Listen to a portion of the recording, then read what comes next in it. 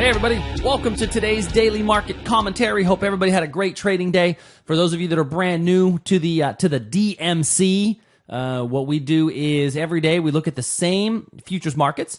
We leave the lines on the charts so that you can see how these positions change over time and how they're adjusted and how they're impacted and all that fun jazz. So let's go ahead and get rolling. As today we had a little bit of movement, and I say a little bit, but not enough, right? So let's take a look first at the S&P. For those of you that watched our daily market commentary yesterday, we talked about getting long on the S&P when price comes into this particular area. Now, I had set a little bit of an alert right here because my plan was to get long when price came into here and then get long as it came out. I put the alert here in the middle, and guess what? Not so good. Didn't come into the level. Never got down there. It actually, the lowest it came was a tick away from entry. And frankly, even had I set it up for entry right at the level, it probably would have been at 25.61 half. And this particular candlestick right here did get down to 25.61 half. So I may or may not have gotten filled depending on where my order was in the queue.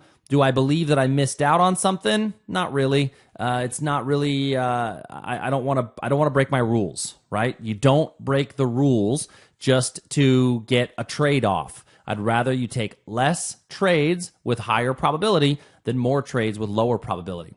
In the Nasdaq, we are still waiting on this area down here in the Nasdaq. We've been waiting on this area for a while. I'm not going to change my outlook.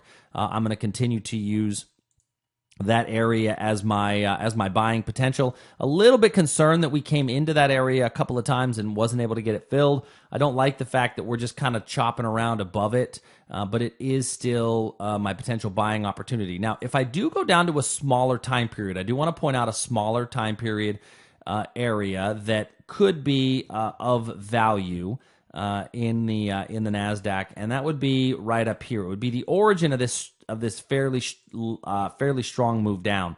So I'm really going to wrap it around. We hit this area right here earlier today, but it is, I think, still going to be a potential area for entry. If you want to be a bit more conservative and have a slightly smaller area of resistance, you can just use this top area of resistance up here. When you think about your lines of resistance, think about them as in this area. Now, what I'm going to do is I'm going to change my colors here to indicate that it is a smaller time frame opportunity. And so when you're dealing with smaller time frame opportunities, you're certainly going to deal with smaller time frame targets. So don't expect your targets to be as good. And anytime you're dealing in smaller time frames, you have a better chance of failing in the level. So this is only about 5 points wide, so it's not a very wide area to begin with, but it is an area that I think could serve a purpose a bit later. Crude oil still have a level we've been unable to touch.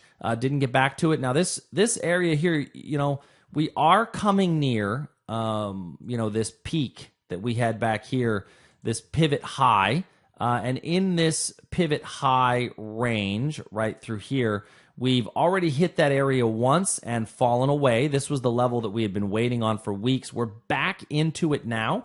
Doesn't mean that I'm going to be willing to short it again, though. Not so comfortable shorting it at this point.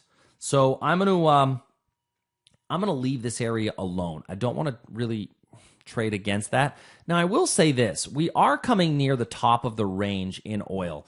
Something interesting about oil, and I was actually speaking to a chemical engineer the other day who was talking about, and he worked for Shell for years and years and years, and we were talking about this range that oil's been bouncing in, right, for about a year and a half. And funny thing that he said that it used to be with oil sands that the companies had to be able to get $65 to $75 a barrel in order to make any money.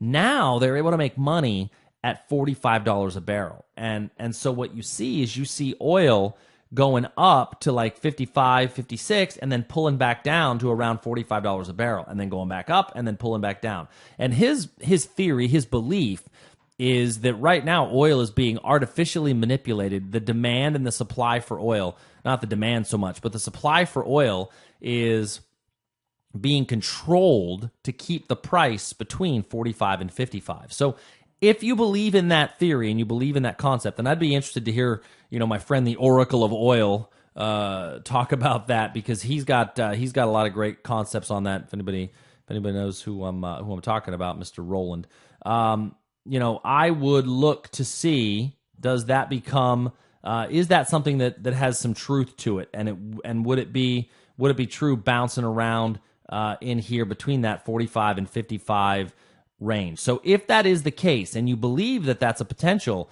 go to a daily. And really, when you look at the daily, you definitely see that up here at 55, we've stalled a couple of times at this 54 or 55 area. You go back in time a bit more, and you'll see that we stalled here in the past at just above the 55 area. So, keep that in mind. There's a little bit of this gap area here. Now, we're going way back in time here, but keep this gap area here in your thoughts when looking at potential reversal points for oil in the future. We're nowhere near there yet, so I'm still not interested in any shorts, but just kind of keep that in mind in the back of your head that we, could come back down from there. Gold. So our gold level met entry. I really thought it was going to fail. We came out of the level, hit, I think we've hit about target one, which was 1285.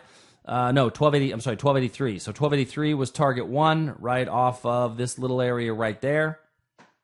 Come back down into it again. Didn't fail a second time. I will tell you, from this point forward, I am removing the lines. If you're still in the position, your stop needs to at least at the most be at break even, because I think that we're about done on that area in gold. Maybe not, but I feel like we've probably exhausted most of the pent-up buying in that area. And by exhausting that pent-up buying, I'm not willing to get in it again. Now, from where we are today, if I wanted to go, let me go to a smaller time frame and just look at gold on a smaller time frame. That was a nice little reversal right off of that zone there. That was a nice little area here, which was, I do like those areas which acted as essentially old school support, which then there's a little bit of basing before the breakdown and then the retest into those levels. That's really one of the setups that I like to see, in my positions. We had a little bit of one here that's already been hit. There's really nothing on this chart that excites me. We've still got a level way back on the hourly chart that is still on the chart. We're going to keep it there. The other level's not till way down here. There's just nothing on here that's really rocking my boat, if you will, in gold. So I'm going to pass on anything for gold for today. Looking at the bond markets. So our treasury note, this is one of those examples of just frustrates you. Every time you see these lines up here where it almost got me filled and didn't get me filled, it just frustrates me more and more, but it doesn't mean I'm going to change my plans, right? There's no sense in overreacting and changing your rules. Going back down to the daily, this is really, in my mind, the next stopping point on the daily position. We are going to have a hard time getting through all of this noise over here. There's a fair amount of price support at this area that we're going to have a hard time getting through. I am still overall a bit more bearish than I am bullish. And when I look at this on a 4-hour time period, I would be okay shorting right off of this 4-hour pivot high. So here's a 4-hour pivot high that I would be perfectly okay somebody shorting off that 4-hour pivot high. If I throw, I'm not a huge study guy, but let me throw the volume profile on here, and what you'll see is on that 4-hour pivot high, look, it has, as we've seen price kind of come down from there, not as much volume on price, right? We want more volume on price. That tells me that there's a better collection, if you will, of orders in that particular area. If I go down to the 15-minute, the smaller time period, there's not a whole lot actually here. In this case, it's actually right here in the middle where we've got the better volume profile. Interestingly enough. So you might actually not love this level. You may even go a bit higher based on that volume. If I throw on, I just like to look at my momentum. My momentum indicator on the 4-hour time period is telling me that I still have lower swing highs in price, lower swing highs in my momentum indicator. So prices would continue to fall. If we get a little bit of a rally up, I think this is still a good place to get short on price coming down out of that level. So there's our 10-year note area. Here we are in the Aussie. Now, this Aussie line, we had looked at this Aussie as a chance to go long on a breakout above this blue line weeks ago. Well, we broke out, we rallied up, we didn't quite meet entry, and then we have fallen apart. So now I've got another chance in my mind to go short on a breakdown below this line. Keep this line on your chart. I think this is a good shorting opportunity on a breakdown below. You could short it on a reverse back up to here, but I actually like the breakout a bit better on the Aussie. The Euro, we had the most recent moves here towards the end of the trading day, but nothing here that overly excites me in the Euro, even on the smallest of time periods. Sticking with my daily, I still like, the more we chop along sideways here, the more I like a breakdown to this 115 area as we continue to chop along sideways and based on where we are. The Canadian dollar, yet another breakout opportunity below this line of support right here as prices are continuing to fall. Nothing in here that I'm going to jump at. You could possibly, going to that, once again, back to that smaller time period, I'd be okay if somebody was short right now. If you're short right now, good. Stay in it. I like this little area here, which was that support, is now a little bit of consolidation before a breakdown out of it.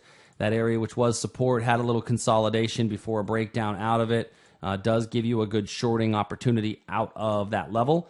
I'm going to change that to purple so that we remember what our colors are on here.